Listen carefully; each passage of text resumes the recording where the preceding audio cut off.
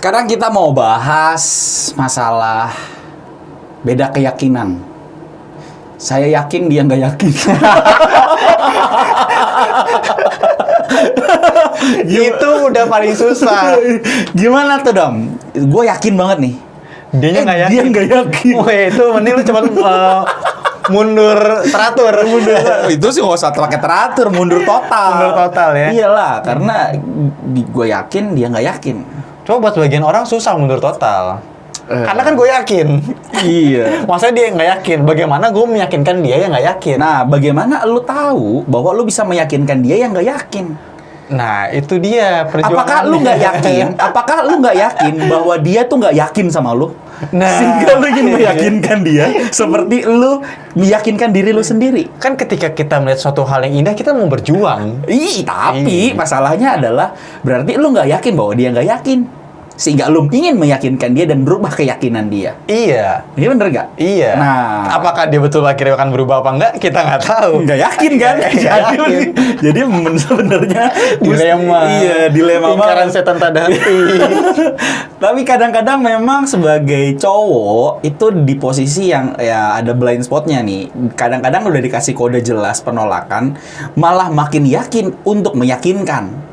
Itu error banget. Iya loh, ada yang kayak gitu kan? Kodenya lu pergi diusir. Nggak, misalnya gini, di chat nggak bales, kode dong. Iya. Dia chat bales, kok nggak dibales? Emang gua ada kepentingan dan kewajiban apa untuk harus balas lu? Iya, nah itu sempat terjadi lah sama beberapa cowok. Nah begitu juga cewek, Dam. Iya, cewek juga nggak tertutup kemungkinan Nah, ini. bisa juga dengan posisi ceweknya yakin, cowoknya nggak yakin. Nah, ini juga yang perlu dikulik sama-sama, ya kan? Apalagi cewek tuh katanya lebih menekankan pakai perasaan. Iya, nah mungkin sebenarnya gini deh, membahas tentang masalah yakin nggak yakin. Sebenarnya sebelum makin dalam ya, tapi gini, gue ngomong gini nih. Kalau cewek yakin untuk dia maju, apakah diperbolehkan, apakah layak atau enggak untuk maju lebih dulu dengan keyakinannya? Tapi kan banyak juga ada cewek yang bilang ini, memang gue tipe cewek yang agresif untuk ngejar duluan nih. Nah itu gimana menurut lo? Gua tuh dulu sangat nggak setuju. Sangat nggak setuju. Tapi gue mulai coba berpikir ya, gue coba open minded, apa yang salah gitu. Karena gue berpikir harusnya yang inisiatif cowok, memang harus cowok.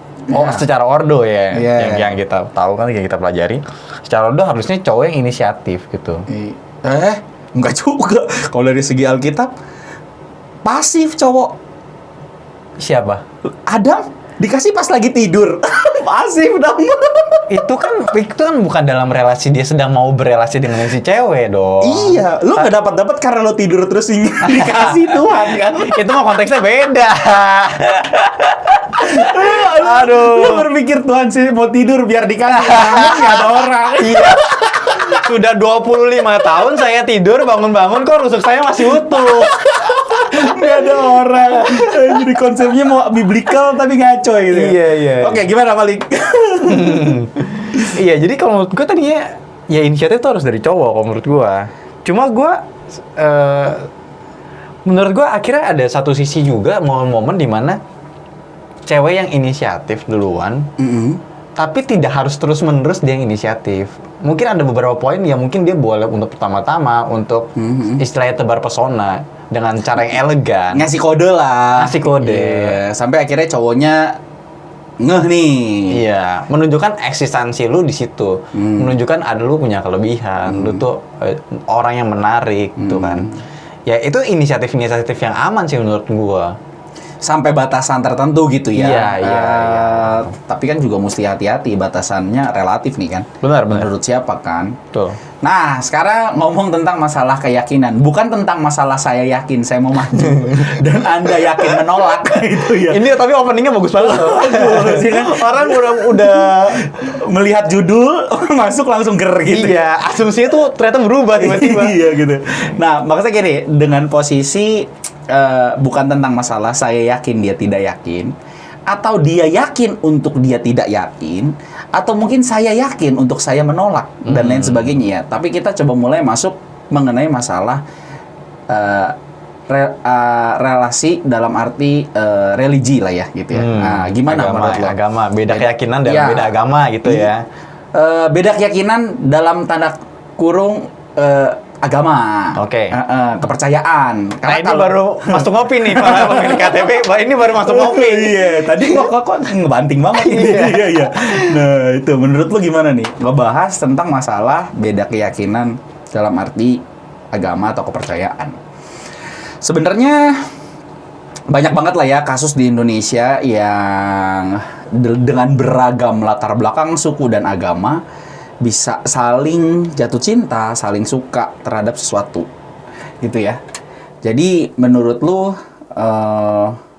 apakah itu bisa menjadi hal yang patut diperjuangkan, atau itu hal yang nggak perlu diperjuangkan? Sebelum menjawab lagi, ada banyak contoh sukses dan ada banyak contoh gagal. Iya. Nah, gimana menurut lo? Saya sih nggak punya datanya ya, berapa banyak yang sukses dan berapa banyak yang gagal. Tapi coba gue tanya dulu. Iya, boleh. Menurut lo yang sukses itu yang kayak gimana? Sukses dalam arti sampai tua bersama lah. Sampai tua bersama ya? Enggak. Menua bersama lah, itu kalimat bagus. Pernikahan yang harmonis. Iya. Lepas dari isu-isu. Kalau harmonis buat gua relatif karena kita nggak tahu dalamnya. Iya, tapi tetap, seenggaknya menua bersama lah, ya, gitu ya. Tetap bersama sampai akhir. Dan anaknya pun di dalam kebingungannya tetap akur lah, gitu ya. Iya.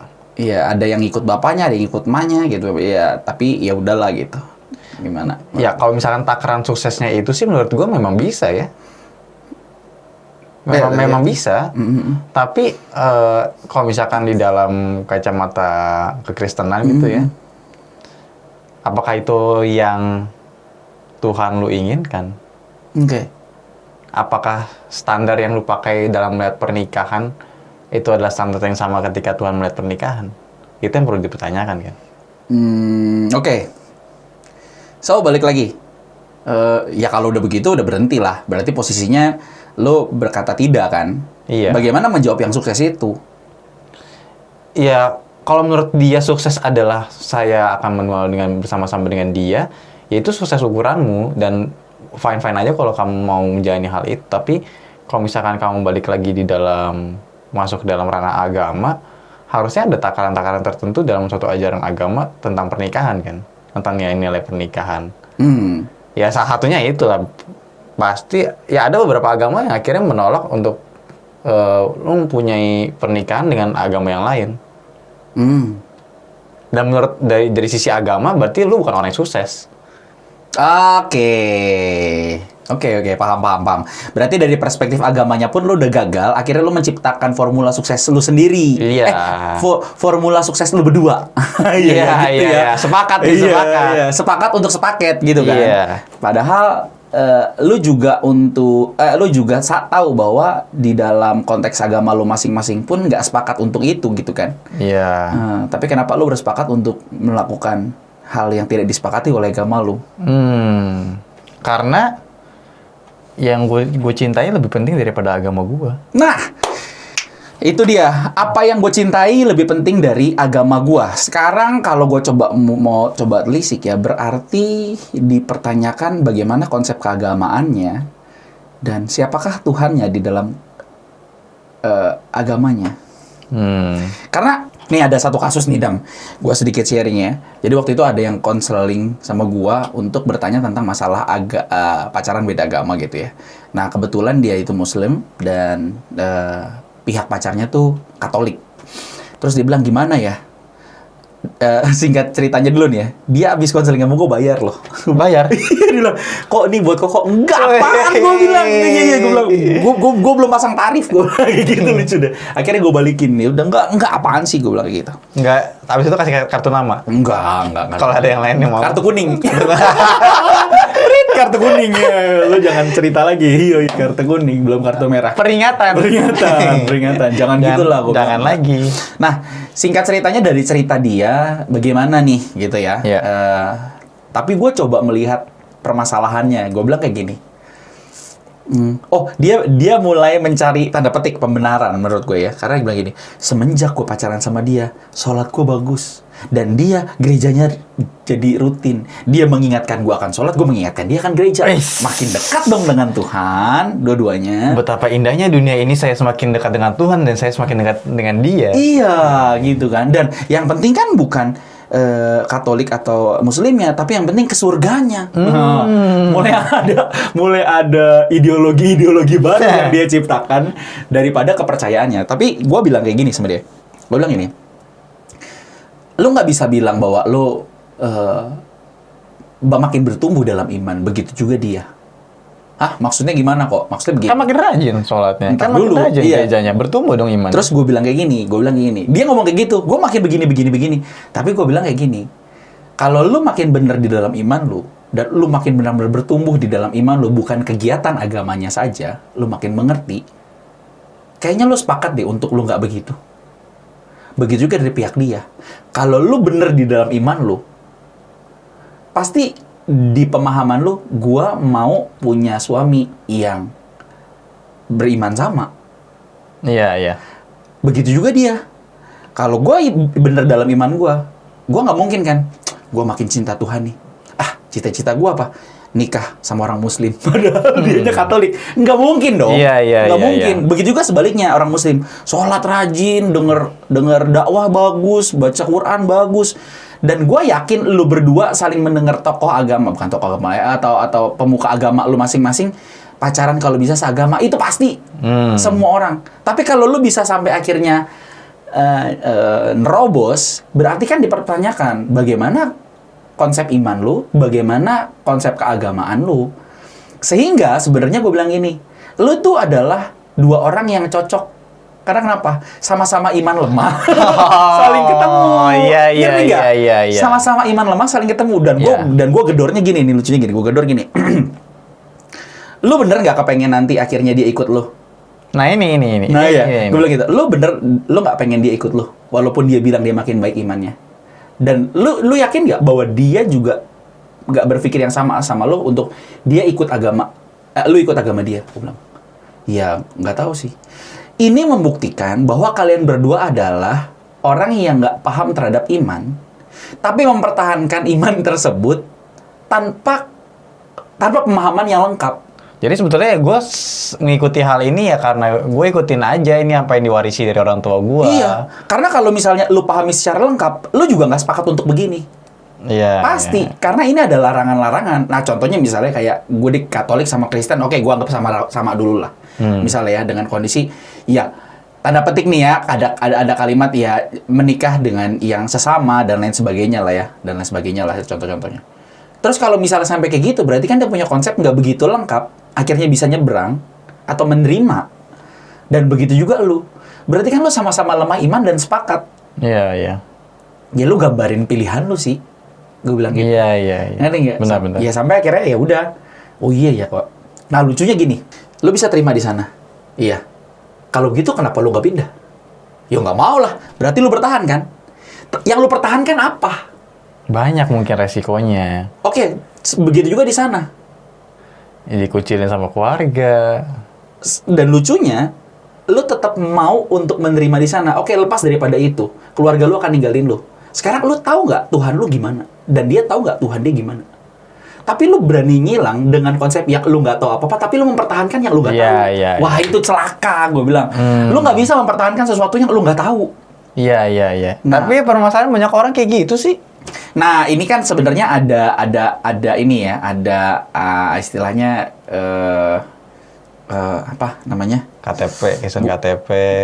Bukan masalah administratif, tapi maksud gua masalah ini loh, masalah konsekuensi terhadap lingkungan, ditolak, dikucilin. Iya. Nah, lebih konsekuensi gitu yang gue lihat sih. Kok karena ada konsekuensi itu makanya gue tetap pertahanin. Iya, tetapi kalau misalnya memang lu tahu bahwa ini adalah kebenaran atau itu adalah kebenaran, konsekuensi itu lu libas pasti.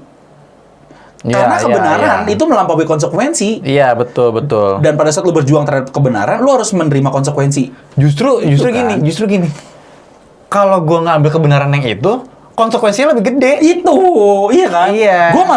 Gue malah membuang sebuah kebenaran dan menerima konsekuensi yang aman, padahal celaka. Kan Iya. gitu. Terus gue bilang, lu ngerti nggak ini? Iya, akhirnya gue bilang, lu celaka sih. Lu mempertahankan apa yang lu nggak tahu. Maka buat gue, makanya gue bilang ini. Singkat ceritanya gue langsung bilang, buat gue, lu pelajari apa agama lu dan coba lu pelajari agama dia, gue bilang. Sehingga lu mempertahankan sesuatu yang lu tahu. Iya, ini dia kagak tahu tapi dipertahanin aja, dipegangin. Iya. Lu ngerti nggak? Enggak. Lu bisa terima dia? Bisa. Lu tahu nggak dari perspektif ini itu salah? Tahu. Tapi kenapa? Ih, pokoknya mau aja. Nah, akhirnya di sini yang jadi Tuhan adalah diri.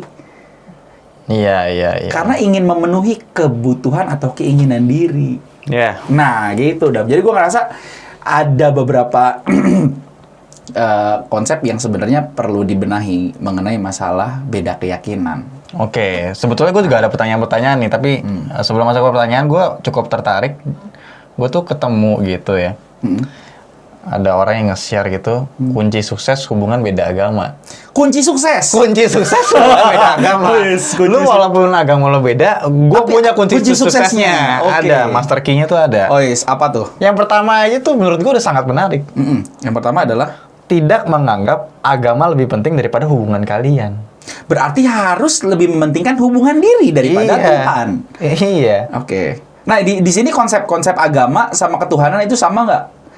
Mesti dihitung dulu, sejajar dulu. Oke, kita anggap sama dulu ya. Kita anggap sama ya, kita anggap sama. Oke, kita anggap sama ya. Karena kan ya agama yang benar harusnya akan menuntun kepada Tuhan yang benar ya. Oke, berarti hubungan itu lebih penting dari agama. Iya, itu statementnya. Itu kunci sukses pertama. Tapi ini kuncinya, ini kuncinya aja udah membuat kita nggak sukses di dalam perspektif, di dalam mata Tuhan ya, di dalam pandang Tuhan ya. Iya, tapi ya, kalau berdasarkan asumsi dia, ini sebagai kunci sukses dalam hubungan beda agama, ini memang kunci yang paling benar. Kalau menurut gua.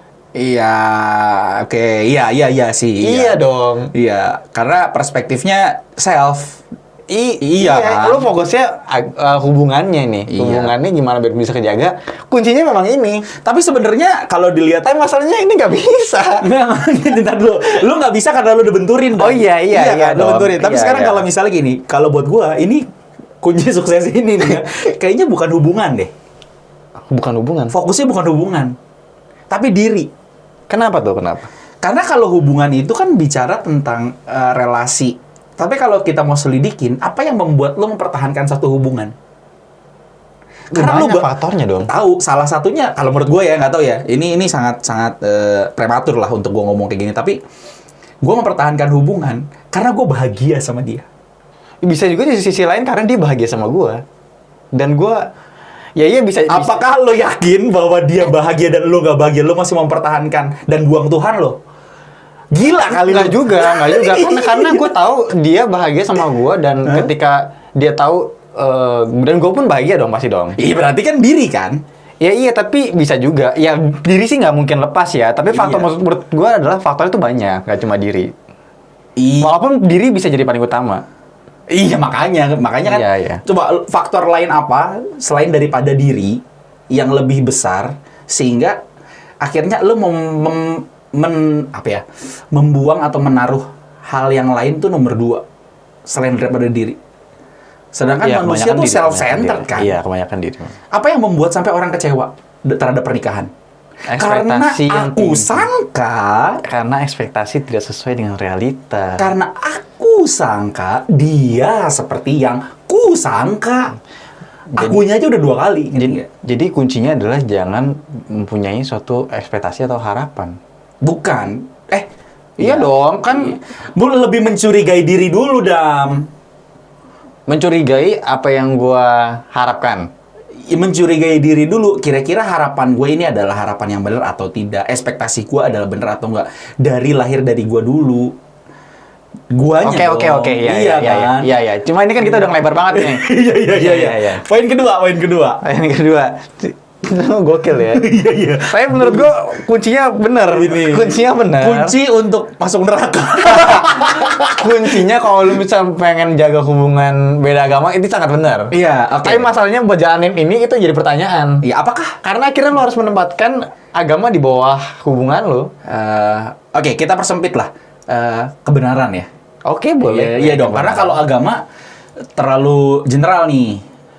Kalau agama lu nyembah apa namanya, nyembah pohon. Ya menurut dia kebenarannya menyembah pohon gimana? Iya, tapi kan Sama dong. Iya, tapi maksud gua konteksnya enggak. Iya, Lu sama aja lah. Lu jangan sama aja. ketawain orang yang nyembah pohon. Iya, iya, maaf. Iya, ini penyembah pohon dasar ya udah. Ya, pohon ini pohon kehidupan soalnya. Rasis nih dia. Sarah lo masuk lo. Iya, apa lagi? Poin kedua. Menerima perbedaan di antara kalian berdua. Oke. Ini mah nggak beda agama juga harus kayak begini. Iya, ini udah mulai General banget. general karena di dalam relasi jangankan pacaran. Oh, ini ada berteman juga begitu. Ini ada subtitlenya gue bacain. Oke. Tidak memaksakan dan menuntut pasangan untuk pindah ke agama kamu. Ya balik lagi dari cerita gue, berarti dia juga nggak yakin bahwa dia memiliki sebuah kebenaran yang mutlak. Berarti konsep kebenaran yang dia miliki pun dipertanyakan. Iya, tidak berusaha mengubah pasangan menjadi seperti yang kamu mau. Itu lain sama yang pertama, poin pertama. Iya. Kalau poin pertama adalah tentang satu kepercayaan, ideologi tentang konsep kebenaran. Kalau kedua lebih ke arah self-centered, lu mesti ikut kata gua. Nah, itu sebenarnya bagus tuh yang kedua. Karena di dalam kekristenan yang kita percayakan, yang kita percayain juga nggak begitu kan, nggak boleh sesuai apa yang gua mau. Iya, tapi kalau misalnya di dalam masukinnya di dalam konteks beda kebenaran, beda agama jadi berantakan. Karena akhirnya lu menerima perbedaan kedua agama itu. Ya misalnya gue Muslim nih, terus cewek gue Kristen, gue nggak mau paksain lu sholat, gitu kan? Iya. Tapi kalau misalkan di sini sih dia sebetulnya lebih, gue nggak paksa lu ke gereja. Kalau misalkan gue Kristen dan kalau misalkan gue Muslim, gue nggak paksa lu harus sholat gitu. Iya begitu. Ya bener diulang. Sama gue. Iya, jangan marah-marah kan lu cuma ngulang. Kok diulang? Biar lebih jelas. Siapa tahu pemilik KTP ada yang lagi ke-skip nih. Lu yang skip. Gue skip ada. Alasannya bisa aja ngeles. Belok. Diulang. Oke, berikutnya, poin berikutnya. Poin berikutnya. Bisa bekerja sama dengan baik. Mau sama-sama berusaha dan berinvestasi yang sama di dalam hubungan. Itu di dalam kantor juga begitu, Pak, pas wawancara. Iya kan? Lu mesti bisa teamwork. Iya. Buat gua Nggak cuma hubungan beda agama, itu terlalu general. general. Kunci pertamanya itu yang kunci ya. Kita lihat berikutnya. Yang berikutnya, Hah? kuat menghadapi tekanan dari luar. Nah, ini mungkin tekanan dalam arti keluarga besar yang cukup fanatik misalnya ya. Penilaian teman-temannya. Mungkin lu ada di satu komunitas tertentu yang sama-sama Islam, sama-sama Katolik. Gua rasa enggak. Karena biasanya orang-orang seperti ini tidak masuk dalam komunitas seperti itu. Iya. Oke, Makanya bisa bisa dapat juga. yang kayak gitu. Bisa juga. Iya dong. Misalnya gini, lu komunitas, misalnya nih Dam ya, lu komunitas nyanyi choir di gereja, komunitas pemuda gereja, komunitas pendalaman Alkitab. Terus lu dapat yang Muslim, itu gimana ceritanya? Dia juga punya komunitas skateboard atau mas komunitas naik gunung. Nah iya, nah pada saat itu komunitas naik gunung misalnya ya, ntar dulu nih, itu komunitas Kristen dulu nih ya, komunitas Kristen. Misalnya lu bagaimana bisa dapat yang lain? Nggak mungkin karena lu hidup di situ. Kecuali balik lagi, ada di lu komunitas pemuda Kristen, tapi ada komunitas naik gunung, panjat tebing, gitu ya, terus juga skateboard dan lainnya. Tapi ternyata komunitas Kristen lu kecil, dikit. Nah, kemungkinan kepengaruh lebih banyak. Karena kenapa? Karena itu lo nggak anggap sebuah satu prioritas yang sebenarnya bisa lu hidup di sana lah gitu. Oke, gue kasih kasus buat lo. Oke, apa? Jadi ada orang dia hidup dengan komunitas-komunitas yang dalam agama dia. Iya. Ya gue langsung ambil contoh aja, misalkan dia dalam komunitas Katolik gitu ya. Kristen aja lah di kita lah. Oke, komunitas Kristen dia suka ikut ya misalkan PA-nya, pemudanya. Pemuda, aksi kasih. Iya. Waduh, ini detail banget. Iya. Ntar orang reka-reka nih siapa gitu kan. Baksos, terus PI, terus apa lagi? Iya, pokoknya bedah buku. Iya kan? Ini detail banget, Iya, oke, terus apa terus? Oke, dia banyak komunitas di sana, tapi dia punya satu komunitas juga di luar. Iya. Ya, anggaplah ya komunitas naik skateboard. Iya. Komunitas skateboard ya. Iya. Dia sudah bertumbuh semakin dewasa, Iya. dan dia mulai mencari pasangan. Tetapi ketika dia mencari pasangan yang di dalam komunitas agama dia, nggak nemu atau nggak mau, iya akhirnya yang mau sama dia justru yang di luar. iya Terus? Di dalam kekosongan hatinya mau diisi. Iya. Dan akhirnya ada yang nyambut tapi di luar. Oke. Ya terjadilah itu hubungan beda agama. Ya itu bisa terjadi sih. Iya bisa terjadi. Ya, nggak menutup kemungkinan. Tapi balik lagi kalau misal memang dia benar-benar mengikuti secara benar, Iya. semuanya itu dengan benar dan dijalaninya, Iya. ya dia mempertaruhkan kunci yang pertama. Iya dong, bener nggak? Iya. Dan sedangkan di Kristen yang kita tahu bukan self-centered, tapi God-centered kan. Itu gugur lah. Tapi ini lucu juga nih dia di yang bagian yang ini ya. Kan yang kuat menghadapi tekanan dari luar nih kita bahas. Di subtitle itu dibilang, nah ini yang paling penting ketika kalian berdua udah sama-sama saling mengerti perbedaan di antara kalian. Yang terakhir adalah kalian harus sama-sama kuat menghadapi tekanan dari luar. Sama-sama kuat. Saling menopang. Sama-sama kuat. Kalau gua ngebaca di sini nih, misalnya gini, Dam. Contohnya misalnya gini. Gua ikut komunitas banyak, UMK dan lain sebagainya di kampus dan lain sebagainya. Tapi ke gereja cuma seminggu sekali misalnya. Iya. Itu pun juga kalau bangun. Orang tua cuekin aja, tapi orang tua turunan itu Kristen semua misalnya. Tapi gue lebih banyak kegiatan sama orang luar dan gue ngelihat konsep di dalam benak gue yang penting masuk surga dan semua sama aja, jebol di situ. Nah dari situ akhirnya gue rasa tekanan dari luar itu bukan tekanan dari teman-teman, enggak. Tapi tekanan dari keluarga yang nggak bisa terima perbedaan tanda petik ya, perbedaan yang se-ekstrim itu. Tapi kalau teman gue rasa modern kan, postmodern kan sekarang. Ya bener ya postmodern. Iya, yang penting kan kamu bahagia. Udah. Ya kalau misalkan temen lu seneng ya udah lu keseneng lah. Jangankan beda agama, Dam. Kumpul kebo juga siapa yang berani tegur kalau teman? Iya. Iya. Ya dia seneng ya udahlah asal dia bisa jaga diri lah udah gede. Iya, udahlah. Jangan ganggu. Satu guru satu ilmu, jangan mengganggu. Yang penting nanti tanggung jawab aja. Tanggung jawab aja. Lu gentle gak? Akhirnya melihat sebuah kesalahan itu bukan sebagai sebuah kesalahan yang harus ditegur, tapi dimaklumi dan siap menerima konsekuensi. Gitu aja. Ya dan kebanyakan orang tapi malah mikirnya itu temen yang baik. Nah itu. Karena belain gua. Iya. Dia seneng ketika ngeliat gua seneng. Padahal sebenarnya teman yang baik itu adalah teman yang berani menegur temannya di posisi lagi nggak baik. Iya, atau jangan-jangan memang persepsinya sama. Hal itu memang oke-oke aja. Makanya orang temennya juga melakukan hal yang sama. Nah, gini, mungkin dari luarnya permasalahannya gini lagi. Tiba-tiba curhat ke gereja. Aku pacaran beda agama nih, gimana menurutmu? Nah, itu juga jadi masalah tuh. Tekanan-tekanan dari luar yang jadi masalah. Nah, kalau gitu gimana?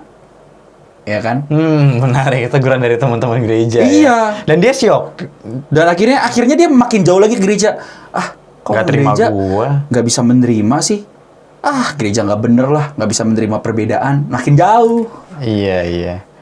Apakah harus dibilang dari sini teman-teman di gereja pun harus berbijaksana dalam menyikapinya? Pasti.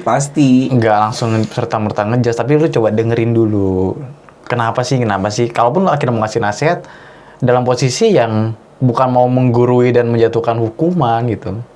Tapi lu sebagai teman, janganlah kayak gitu, konsekuensinya gini loh. Terus diomongin lagi, pacar dia orang beda agama lain. Udah jebol tuh. Kampret banget sih. Pasti itu jebol. Mulutnya minta di step. Di step lagi ceprek. Iya. Nggak, tapi kalau misal begitu gimana?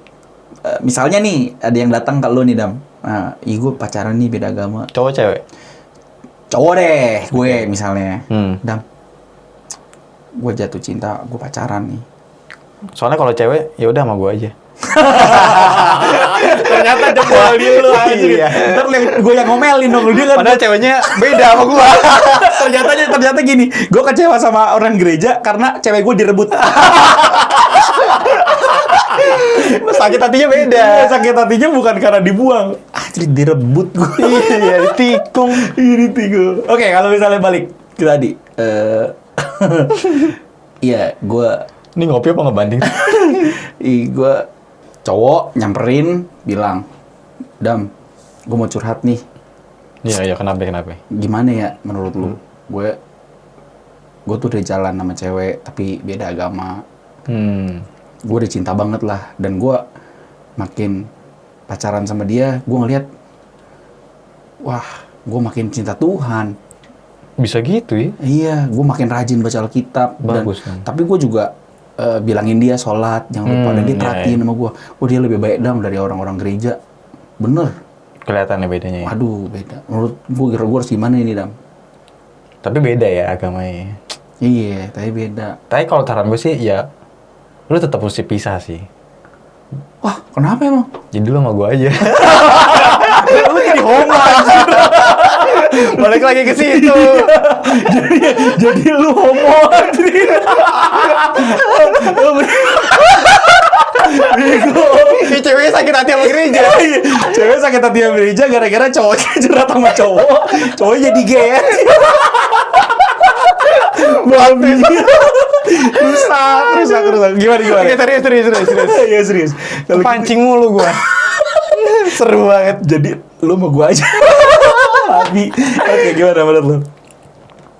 Ya, gua akan tadi coba jelasin sih apa yang menurut lu paling penting gitu.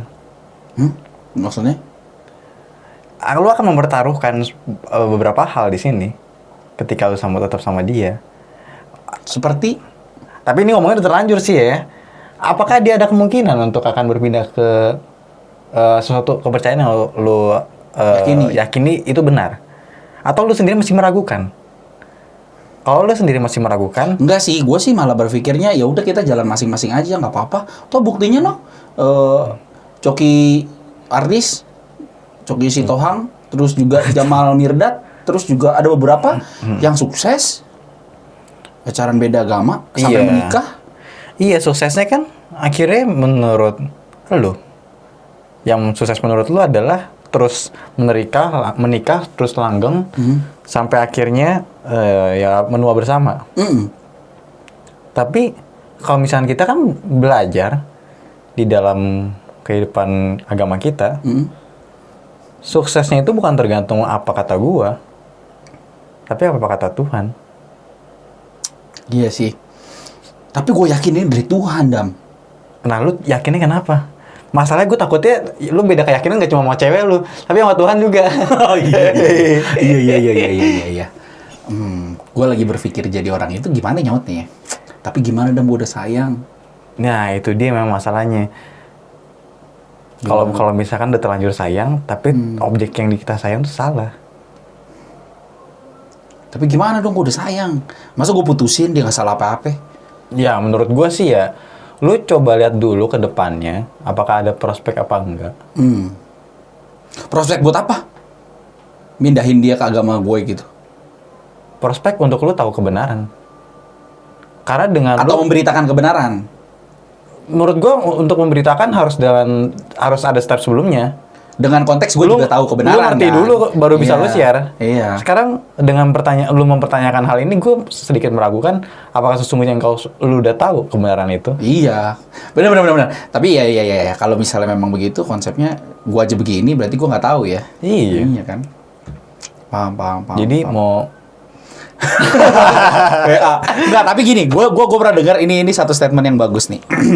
Cinta sebesar apapun dan memiliki kualitas sebaik apapun, jika objeknya salah, kualitas cintanya rendah. wih, dalam ya. Itu bagus ya. Jadi udah setinggi apapun lu berkorban mati-matian, tapi kalau objeknya salah, kualitasnya tetap rendah. Rendah. Contoh. Ini agak sensitif, tapi gue bilangnya gimana ya? Contohnya.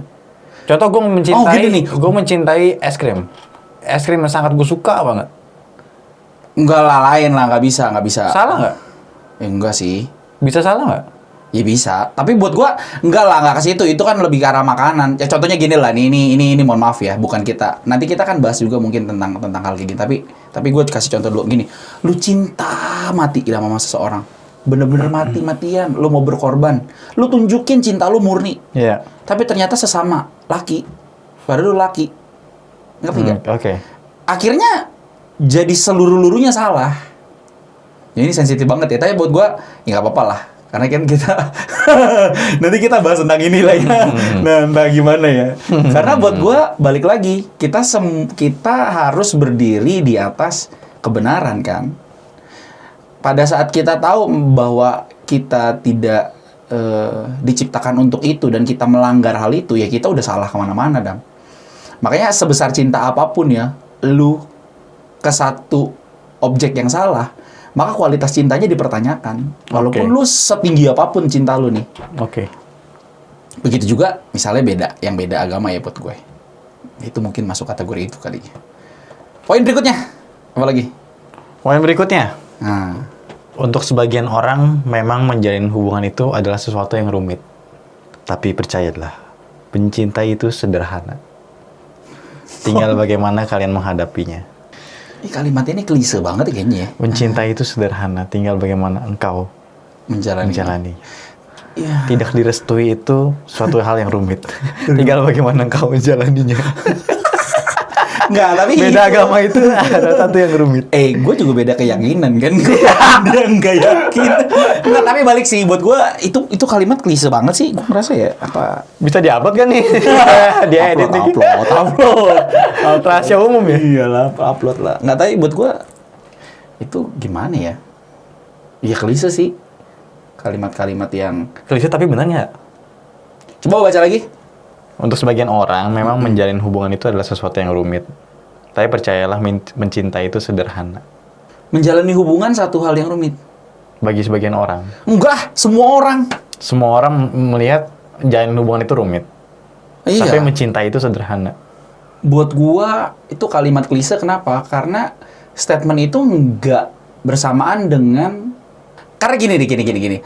Berapa banyak orang yang sudah menikah akhirnya ngeluh dan nyesal ya, istilahnya gitu lah ya. Aduh, bapak lu tuh dulu tuh nggak kayak gitu. Sering banget lah ada jokes yang, wah dulu mah kalau kesandung, weh hati-hati. Iya, gitu iya, kan. Pas sekarang beda. kesandung, mata lu gitu ya. Iya. Sehingga sampai akhirnya perasaan cinta itu udah pudar dan gak ada lagi. Maka menjalankan cinta, menjalankan cinta itu tentang bagaimana mempertahankan cinta kan, atau tetap setia lah di dalam kondisi perasaan itu nggak ada. Apa quote lu waktu itu bagus tuh? Bagaimana tetap mencintai ketika cinta romantis sudah hilang. Nah, iya kayak gitu. Itu gimana statement itu juga? Buat gua terlalu happy ending gitu loh, ngerti nggak lo? Karena pada saat kenyataannya, ya akhirnya memang nggak sederhana. nggak sederhana lah. Iyalah, berapa banyak yang ribut terus. Iya, benar juga. Iyalah. Coba lagi, baca lagi. Kok dibaca lagi? Enggak, gue kayaknya Tadi gue ngulang-ngulang dimarahin. Sekarang lu ngulang-ngulang gue marahin. Lu gue yang baca, lu bener. Tunggu, untuk sebagian orang, ini udah paling terakhir. Iya. Kuat menghadapi tekanan dari luar, iya betul. Terus mencintai itu sederhana, bagaimana menghadapinya. Memahami cinta itu juga nggak sederhana sih sebenarnya. Tapi kalau disederhanakan ya bisa-bisa aja. Ya gitu kan. Ya cinta itu sederhana. Asalkan gue mencintai lu dan mencintai gue kembali. Udah, that's it. Itu cuma itu doang. Ya, kalau begitu ya udah sih. Tapi ternyata dunia tidak seperti itu. Iya. Ada hal-hal lain selain cinta yang romantis. Makanya untuk menjalani hubungan suatu yang rumit, jangankan beda agama, seagama aja bisa rumit. Iya. Iya kan. Jadi menurut lo gimana nih kunci sukses nih? Sukses gak? Kalau menurut gue kunci suksesnya udah cukup sukses di yang pertama. Menurut gue itu memang benar-benar kunci sukses untuk orang yang mau menjalin hubungan beda agama. Itu salah satu kunci sukses benar-benar menurut Iya, gue mau jalin beda agama gimana? Udah, agama lu nggak usah terlalu dipentingin, yang penting hubungan lo aja. Tapi apakah itu ada satu yang benar? Nah, itu yang perlu dipertanyakan lagi. Oke, sekarang gua ganti pertanyaan. Kita buka lembaran baru, walaupun masih tetap temanya sama. Kesalahannya. Nah, ini kan kunci suksesnya. Oke. Menurut lu, kesalahan atau kegagalannya jika orang menggunakan kunci ini? Tergantung orangnya. Orangnya bagi dia, Tuhan itu atau agama itu penting kan di dalam hidup dia. Coba elaborasi lagi. Elaborasi lagi. Iya. Kalau memang lu memandang agama dan Tuhan itu penting, atau yang paling penting, maka lu harus tahu apa yang dia mau. Karena lu nggak bisa sembarangan sama sosok yang penting ini. Hmm. Lu melanggar apa yang dia nggak suka, konsekuensinya gede. Iya nggak? Termasuk ketika lu menjalani hubungan dengan orang yang beda agama. Ini ngeganggu orang yang penting ini, sosok yang penting ini nggak? Sosok yang penting ini mau nggak lu kayak gitu? Tapi kalau orang beda agama pasti nggak menganggap sosok ini penting. Ya, iya. Iya kan? Tapi gue ada lagi gini. Gimana kalau misalkan ini kan pacaran? Kita kan dari tadi ngomong pindah-pindah ya. Bisa pacaran, bisa married ya. Ya gimana lo menyikapi orang yang sedang pacaran beda agama dengan harapan di satu saat nanti itu orang bakal pindah? Nggak bisa. Ya, kalau lu nanya gitu ya. Kok nggak bisa? Nggak. Bisa lah. Maksudnya, oke, pertanyaan Masa lo. sih nggak ada sih orang yang benar-benar akhirnya bisa pindah gitu kan? Ya bisa sih, tapi contoh gini. Ini sebelum masuk sini ya, gue tuh pengen ngomong ini, gue lupa nih, gue baru inget nih gini. Terkadang manusia itu kan manusia yang cerdas dan bodoh dalam dirinya. Kadang-kadang dia nggak tahu bahwa dia tertipu oleh dirinya sendiri. Menipu diri sendiri. Iya kan? Kadang juga dia bukan mencari kebenaran yang katanya dia cari kebenaran, padahal dia cari pembenaran. Oke. Nah, sehingga biasanya di dalam posisi sulit, orang-orang itu akan berusaha mencari contoh atau statement-statement yang akhirnya mendukung. Ya, pembenaran. Pembenaran ya kan. Nah, biasanya itu jadi akhirnya larinya ke orang-orang yang sukses di dalam itu. Nah, gitu Dam. Misalnya gini, buktinya dia bisa. Tapi kalau memang bisa, nggak masalah dong. Iya, tapi gua akan bilang kayak gini, itu dia bukan lu. Tapi kenapa gua nggak bisa jadi seperti dia? Setiap orang itu jalannya lain-lain. Iya, jalannya lain-lain. Tapi apakah menutup sama sekali total kemungkinan gua untuk bisa juga sukses seperti dia? Ketika gua nanti sebelum menikah, akhirnya pasangan gua juga ikut dalam agama gua. Iya. Gimana menurut lu? Gua nggak tahu. Kalau menurut gua sih ya, kalau ini gua akan kasih saran ke orang dalam konteks yang berbeda. Kalau ini kan dia udah terlanjur nih. Udah terlanjur. Kalau yang belum terlanjur, gue sangat tidak menyarankan. Tentunya. Oke. Lu jangan main api. Ntar lu kebakaran. Iya, oke. Ya kan, lu udah tahu salah, jangan lakuin. Tapi kan ada orang yang udah kadung. Udah terlanjur nih, gimana? Iya, satu gue akan melihat, coba lu lihat. Kemungkinan. Yang tadi gue bilang, lu sendiri udah yakin belum sama apa yang lu percaya? Seberapa itu penting buat lo? Seberapa lu menganggap itu hal yang penting? Berarti tarik ke diri, konsep dirinya dulu nih ya. Iya. Oke. Kalau misalnya lu benar-benar udah yakin itu hal yang penting, dan lu memang mau mengajak dia, lu lihat prospeknya betul-betul ada apa nggak, dan lu pasang target deadline. Jika nggak mungkin kan, jika lewat batas, beres. Iya. Misalnya. Dan jujur sama diri sendiri ya. Iya. Jujur sama diri sendiri. Oke, misalnya nih posisinya, ya gue belum juga mau merit sih, Dam. Akhirnya ke sana nggak? Apa lu cuma main-main doang? Iya, tahu. Akhirnya pasti ke sana. Tapi kalau lu kasih deadline misalnya setahun, buat gua itu impossible sih. Kalau soal deadline ya, gua nggak akan netepin. Iya. Karena yang tahu itu cewek kayak gimana, pertumbuhannya kayak gimana, yang tahu bagaimana memandang dia, kesehariannya itu elu. Sehingga yang paling valid untuk menetapkan deadline itu harusnya lu. Tapi lu menekan untuk bikin deadline. Iya. Oke, deadline-nya adalah sampai dia pindah. Sampai dia pindah. Iya, sampai dia pindah kapan? Nggak tahu. Kalau misalkan sampai dia pindah ketika 1 detik sebelum dia mati gitu. Nggak juga. Bisa juga panjang, kan relatif banget. Tetap namanya deadline ya, ada patokannya lah. Iya. Tanggal yang jelas gitu. Oke, balik ke masalah seperti ini. Kalau gitu fatalnya gimana nih? Fatalnya? Iya, maksudnya apakah nggak apa-apa? Kan lu di posisi yang sebenarnya aman banget dengan posisi, maksudnya gini, yang belum jangan, yang udah kadung, gue pasang deadline. Udah gitu aja. Sesimpel itu. Menurut lu ada pandangan apa lagi? Apa ya? Gue juga bingung sih posisinya. Tapi kalau sebelumnya, sebelum diskusi lu dalam pemikiran lu, apakah lu langsung minta dia untuk putus? buat gue juga nggak gitu bijak sih pada saat disuruh putus. Tapi case tertentu memang ya susah ya. Iya, memang banyak konteks ya. Iya, banyak konteks. Soalnya kalau misalnya lu bilang suruh putus, posisinya dia udah kadung, kalau misalnya memang gue kasih tahu nih dengan dalil-dalil atau argumentasinya sehingga dia sadar akhirnya, gue mungkin akan bilang, mending putus sih. Iya. Gitu, mending lo putusin. Tapi kan aku sayang. Ya lu lebih sayang perasaan lu, dia, atau perasaan Tuhan lu misalnya gitu. Iya, tapi konteks menentukan sih, belum tentu menentukan. Iya. Beda agama. Tapi cewek gue seminggu lagi mau baptis. Iya, masa lu suruh putus? Oh iya enggak. Iya, belum tentu, enggak. konteks tuh menentukan banget Iya, emang. iya.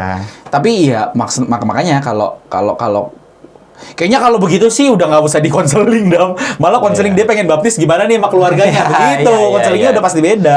Ya tadi kan gue ambil terlalu ekstrim ya. Iya. Tapi misalkan kan gue mau ngasih tahu ada prospek yang sangat udah bagus ini dari pihak sananya sebetulnya. Gue tetap harus pertahankan apa enggak? Mungkin pertanyaannya kayak gitu ya. Oh, iya kalau itu sih ya pertahan dengan posisi ada prospek yang bagus. Iya. Tapi kalau misalnya ngomongnya prospek yang nggak jelas, dia bertahan dengan dirinya, lu bertahan dengan diri lu, dan lu mempertahankan sesuatu yang bertahan masing-masing. Yes. Wah, itu gua akan bilang mending done sih. Iya, iya. Ya kan? Karena gini, nah gue coba mulai masuk ke ini ya. Kalau kita bayangin future-nya nih, kalau lo bertahan seperti itu, walaupun lo mungkin sudah menjadi memiliki contoh-contoh yang menjadi pembenaran dalam diri lo gitu ya, itu dia bukan lo. Kayak misalnya Hosea disuruh Tuhan nikah sama wanita sundal misal gitu ya. Iya, iya. Itu Hosea. Iya, jadi kayak satu hal yang spesifik jangan lu generalisasikan. Benar. Yakub. Iya. Lea sama siapa? Rahel. Lu nggak bisa kawin Agung sama Wawan. Nggak mungkin kan? Iya dong. Nggak mungkin dong. Lu serakah kan? Menang banyak. Nggak mungkin kan? Nggak boleh. Ini injus banget loh. Gak apa-apa, biarin lah. Ya misalnya gitu kan. Lu nggak bisa nikahin Agung dan Wawan sekali. Nggak bisa. Ini didengar orang lain perspektifnya lucu banget loh. Iya. Kok jadi Agung dan Wawan? Apalagi ada teman kita lagi bener-bener yang itu. Iya, nggak apa-apa, biar dia denger. Nah, itu nggak bisa, nggak boleh. Iya kan? Nah, makanya gue selalu bilang gini. Biar kata kembar juga nggak bisa ya. Nah, contohnya gini ya. Karena gue pernah mengalami itu, Dam. Nah, gue nggak bilang pacaran beda agama, tapi beda keyakinan. Keyakinannya bukan sesamanya, tetapi sama calon mertua. Bokap gue bilang ini, bisa. No, kungkung lo dulu. Nggak ngasih, gue bahkan mau disiram air kencing. Itu kungkung gua. Iya, itu kungkung gua. Dan itu elu, papi. Iya, dan nyakap. Iya. Gua lain situasinya. Background latar belakangnya. Iya. Bagaimana bertumbuh di dalam mana. Itu jauh banget beda. Maka sebenarnya dulu gue sempat bilang, gue bisa perang gua. Wah, sekali jebol. Oke. Nyemplung lagi 2 kali jebol. Nyemplung lagi kan. dengan kondisi bodoh itulah gitu ya. Nah, tapi balik lagi, ya itu dia, bukan gua gitu. Oke. Nah, begitu juga sama dengan orang-orang yang beda keyakinan atau beda agama itu gitu. Dia nggak bisa bilang bahwa orang berhasil, gua enggak itu lu. Itu mereka bukan lu. Oke. Nah, maka kalau misalnya pun berhasil, future-nya gue akan mikir gini, lo mau ngajarin anak lo apa? Jika lo sendiri nggak memegang sebuah kebenaran yang pasti, seperti ada konsep excuse terhadap yang lain, atau seolah semua sama, maka kebenaran jadi nggak mutlak. Akhirnya relativisme lo yang mutlak gitu, ngerti nggak? Iya. Lo kalau gitu anak lo mau ajarin apa? Iya. Berarti ini udah masuk ranahnya kebenaran. Lu memutlakan kebenaran yang mana? Iya, dan ada yang bilang gini, ya keluarga gue Indonesia lah. Dari agama apapun, suku apapun bisa masuk. Lu keluarga bukan negara. Buat gue gitu loh. Jangan disamain iya gitu dong, maksudnya. hidup bernegara dengan hidup berkeluarga lain. Tapi gimana kalau misalnya gue membahasakannya, keluarga gue toleransi banget. Balik lagi, toleransi dalam konsep apa? Dan bagaimana lo memahami sebuah kebenaran? Contoh misalnya, Muslim memahami sebuah kebenaran mutlak A. Makanya dia ada yang namanya, istilahnya apa sih? memberitakan kebenaran menurut dia sampai mengajak orang untuk bisa ke agamanya, karena pada saat dia percaya dalam kepercayaannya, kalau orang masuk ke agama dia dapat pahala. Iya, iya. Ya kan? Karena dia juga yakin kalau di luar daripada itu binasa. Begitu juga di Kristen kan? Iya, iya. Tapi konsepnya memang berbeda. Kalau kita kan karena kita menerima begitu anugerah lah ya, maksudnya secara cuma-cuma, maka kita tergerak untuk kita menyampaikan sesuatu hal yang begitu agung dan begitu baik gitu. Iya, iya. Nah, bagaimana kita bisa melihat hubungan bernegara dengan hubungan berkeluarga dijadikan satu? Warisannya beda, Pak. Oh, nggak paralel ya? Nggak paralel, nggak apple to apple. Oke. Ini apple to rujak. Oke. Gitu. Jadi, gue lebih mikir future-nya, lo mau ngajarin apa ke anak lo? Tapi buat orang yang udah terlanjur ya gue nggak perlu ajarin anak gue. Nah, kayak gue aja. Nah, makanya gini. Gue aja sukses. Nah, gini. Menurut ukuran sukses gue. Bener nih, gini-gini. Makanya, kalau biasanya dengan konsep begitu, tanpa dia memahami konsep kebenaran yang mutlak dan mengerti, akhirnya anaknya pun dibikin begitu. Anaknya pun dibikin begitu. Iya. Sehingga anaknya yang memilih sesuatu yang sebenarnya, wah ini konsepnya ribet ya. Karena kalau dari kita kan anugerah ya, kita pun nggak bisa memilih kan gitu. Iya. Tapi balik lagi lah, lo punya tanggung jawab. Ya, kita ngomong Kristen ya. Lo punya tanggung jawab apa yang Tuhan kasih, maka lo harus bertanggung jawab itu gitu. Terhadap anak lo, terhadap turunan lo. Iya. Pertanggung jawab lo itu di hadapan Tuhan. Sehingga warisan-warisan yang jelas itu adalah warisan yang bukan cuma sekedar didikan memperkaya diri, tapi juga hal yang ilahi kan. Itu baru warisan yang abadi lah, bilang gitu. Nah sekarang kalau misalnya balik lagi ke permasalahan, udah yang penting sukses, yang penting hidup baik, moral umum semua Pak. Oke. Semua agama sama, jebol lah. Iya. Oke, sorry gue potong nih. Mau balikin ke topik ya. Tadi kan kita udah lihat kasus per kasus nih. Gue mau nambahin kasus lagi. Yang sebetulnya gue juga ngerasa kita sebetulnya nggak valid amat buat ngomong ini. Tapi mungkin pertimbangan kita, pemahaman kita juga cukup boleh juga dong disampaikan. Gimana kalau misalnya udah kadung merit? Lu punya pesan-pesan apa? Cerai? Enggak lah. Enggak boleh. Nggak boleh? Enggak. Buat gue Dasarnya? enggak. Aduh, ada ayatnya tuh. Nggak tahu itu berbicara tentang itu apa enggak ya. Maksudnya, jika suamimu tahu apa yang benar, yang pasanganmu yang nggak benar dikuduskan oleh yang benar gitu loh. Oh, jadi nggak langsung diceraiin, tapi coba aja gitu ya? Dalam ketidaktahuan melakukan sebuah kesalahan sampai akhirnya lu jadi tahu apa yang benar, ya lu beritakan apa yang benar secara perlahan. Dan itu salib yang lu harus tanggung sih. Sampai mati? Iya, karena lu bertanggung jawab terhadap hal itu. Dan ya sampaikanlah hal yang benar. Ini kita ngomong konteks Kristen ya. Iya. Ya nggak mungkin lah. Wah, cerai aja. Gila lah. Gila lu jangan konseling sama orang kayak gitu. Iya dong, buat gua nggak tepat lah. Pun misalnya nih Dam, misalnya lu punya anak, tiba-tiba anak lu pindah agama. Anak lu nggak usah bilang pacaran nih. Anak lu tiba-tiba pindah agama, coba. Masa lu maki-maki lu usir? Iya. Itu mana tindakan yang salah kan? Iya. Sebenarnya kalau lu begitu, lu kan berpikir apa? Selama ini gue salah ngajarin, berarti lu gitu kan? Gue kemana aja, gue sampai lolos sama anak gue, bener gak? Bisa gitu gak lo? Gue tadi udah kepikir ya, gini ya. Kalau gue akan mendidik anak gue tetap akan mendidik dia secara nilai-nilai kekristenan itu udah pasti.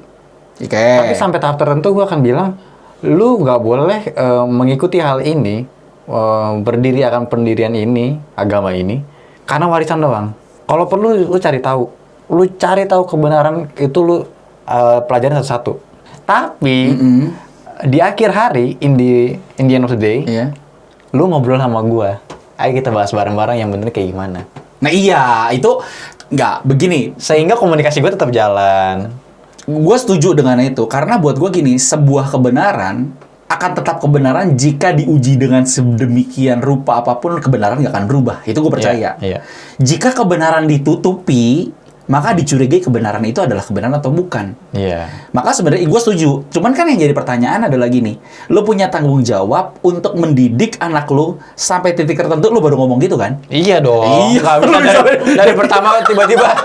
Aduh, nggak bisa lah. Nggak bisa kan? Nggak bisa. Berarti kan ada kadar tertentu yang lo anggap dia sudah bisa, baru lo lepas untuk lo selidikin. Iya. Ayo kita diskusi. Iya. Iya, itu mah aman dah. Tapi buat beberapa orang ada juga bisa mikir gini, Kalau gitu nggak adil dong. Dari kecil lu udah brainwash. Terus gimana masalahnya? dia bisa nilai yang luar dengan brainwash yang udah ditanamin dari kecil? Ini yang benar, ini yang benar, ini yang benar, ini yang benar, ini yang benar. Akhirnya dia ketika melihat keluar udah punya bayangan ini salah, ini salah, ini salah.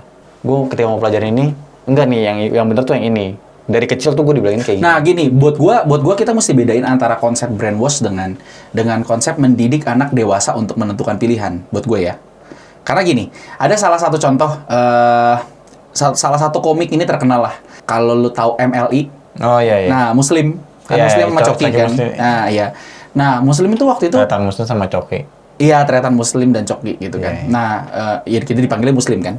Dan dia sempat bilang gini, dia sih nggak menggunakan kata brainwash ya, Iya. tapi gue melihat satu YouTube dia yang menyatakan dulu waktu dia Madura ya, dulu waktu di tempat di tempat gua dia bilang gini, gua selalu dididik bahwa Kristen tuh jahat, Iya. Kristen tuh kafir. Ini gue lucu nih, gue Gitu kayaknya kan? belakangnya mah lucu nih. Iya. Iya nggak sih?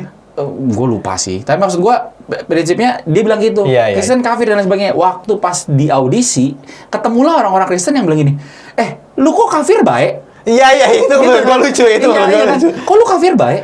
Dan di situ dia baru kaget gitu. Iya. Oh, ternyata kafir baik ya. Kan kafir. Kan kafir. Kok lu baik? Nah, Dia iya, bingung. kok lu baik sih kan? Terus sempat ditanya lagi, lo itu gimana? Nah, karena gue dulu dididik melihat sisi-sisi negatif dan menutup hal yang lain. Buat gua nih, sorry kalau gua salah ya. Tapi buat gua, konsep itu konsep brainwash karena nggak dikasih lihat keluar. Oh, nggak menunjukkan realita yang sesungguhnya. Jadi dia hanya Tapi melihat sebagian. iya, nggak komprehensif menilai semuanya. Nah, maka kalau misalnya lu bilang, bagaimana dengan anak? Apakah itu konsep brainwash? Buat gua, case tertentu kita mesti kasih pilar-pilar tertentu, bukan pilar tertentu untuk menutup dalam arti brainwash ya, enggak. Berapologetik lah. Mana yang lebih benar? Coba lu nilai. Tetapi sementara itu, memang kita udah didik ada konsep-konsep itu.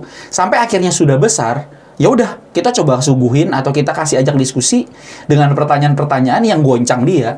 Sehingga dia bukan cuman sekedar, udah jangan lihat itu, pokoknya itu salah. Enggak. Jadi yang dibentuk, kalau gue lihat dari Muslim, yang dibentuk itu kan stereotype. Sehingga dia kaget pada saat ketemu orang kafir. Kalau ini enggak. Misalnya nih, kecuali misal gini, lu tau nggak kalau orang dia tuh emang suka jahat mulu. Pas ketemu yang baik dia bingung. Enggak, gua kan bilang gini, enggak semua orang kayak gitu. Ini baik kok buktinya. Papa punya begini. Sehingga dia bisa menilai. Iya. Ya buat gue itu bukan konsep brainwash lah, tapi didikan untuk bisa menilai. Iya. Kalau menurut gue akan bilang, gue mungkin nanti akan ajarin bahwa ketika lu akhirnya mau nilai suatu hal yang lain dari apa yang selama ini sudah lu pelajari, asumsi dasar lu tunda dulu. Misalkan lu punya asumsi dasar ketika melihat agama yang lain, ini udah pasti salah. Enggak, itu tunda dulu. Dalam hal belajar ya. Iya, dalam hal belajar nih ya. Lu tunda dulu. Lu coba pelajari dulu sebenar-benarnya tuh orang ngomong apa. Lu dengerin dulu. Oke. Lu dengerin dulu.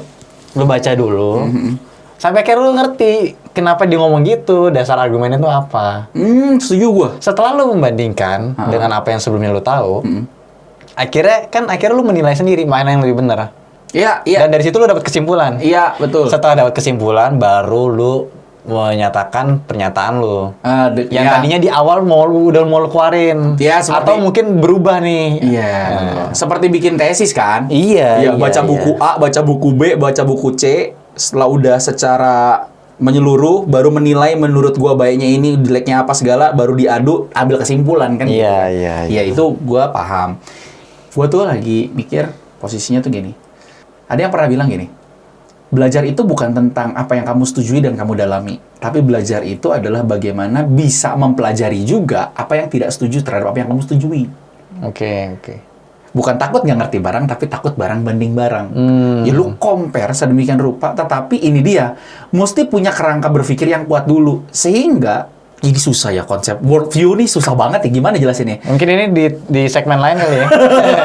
Iya, tapi intinya kalau lebar juga nih. Iya. Tapi intinya gini, kalau lu punya konsep yang benar, wah ini susah sih. Iya, intinya lu punya konsep perspektif yang benar, kacamata yang benar, jika memang ada sesuatu yang ngebentur terhadap itu, lu juga bisa pakai alat ukur itu gitu.